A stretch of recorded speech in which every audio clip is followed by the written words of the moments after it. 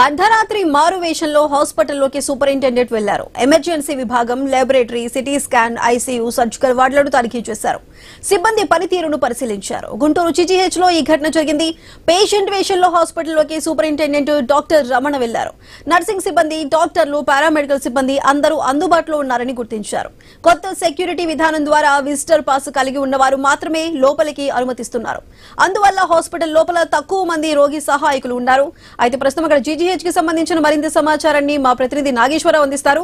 నాగేశ్వరరావు, చెప్పండి, సూపరింటెండెంట్ ఒక పేషెంట్ గా వెళ్లి హాస్పిటల్లో మొత్తం ఏ విధంగా ఉంది, సెక్యూరిటీ ఏ విధంగా ఉందో కూడా తనిఖీ చేసినట్లుగా తెలుస్తోంది. మరి దీనికి సంబంధించి పూర్తి అప్డేట్స్ ఏంటి?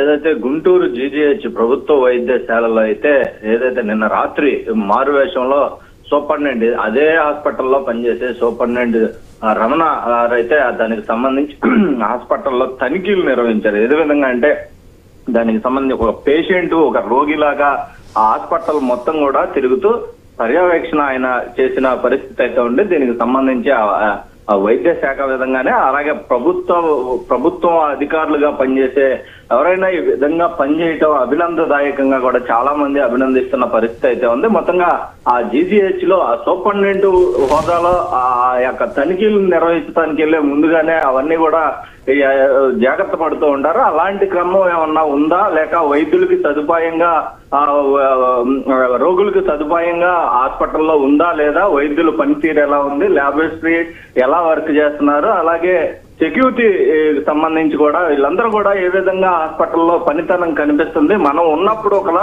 లేనప్పుడు ఒకలా ఉందా అనే కోణంలో అయితే సూపరింటెండెంట్ ఏదైతే జీజీహెచ్ సూపరింటెండెంట్ రమణ అయితే ఆ యొక్క హాస్పిటల్ మొత్తం కూడా పర్యవేక్షించిన పరిస్థితి అయితే ఉంది. మొత్తంగా ఆయన అనుకున్న విధంగా మొత్తంగా జీజీహెచ్ లో అందరూ వైద్యులు కూడా అందుబాటులో ఉంటూ రోగులకి అసౌకర్యం కలిగించకుండా రోగులకి ఏదైతే వైద్యం అందించే విధంగా కానీ అలాగే ల్యాబుల్లో కూడా వెంటనే వెళితే కనుక రోగులు వెంటనే వాళ్ళకి టెస్ట్లు అయి చేయటం, స్కానింగ్ వీటికి సంబంధించి కూడా మొత్తం అందుబాటులో ఉండి రోగులకు అందుబాటులో ఉండి వైద్యం అందిస్తున్నట్లుగా ఆయన గుర్తించారు. దాంతో ఆయన కూడా సంతృప్తి చెందారు. ఎందుకంటే తను అదే హాస్పిటల్లో సూపరింటెండెంట్ గా విధులు నిర్వహిస్తున్న క్రమం ఉంది. అదే విధంగా ఆయన కూడా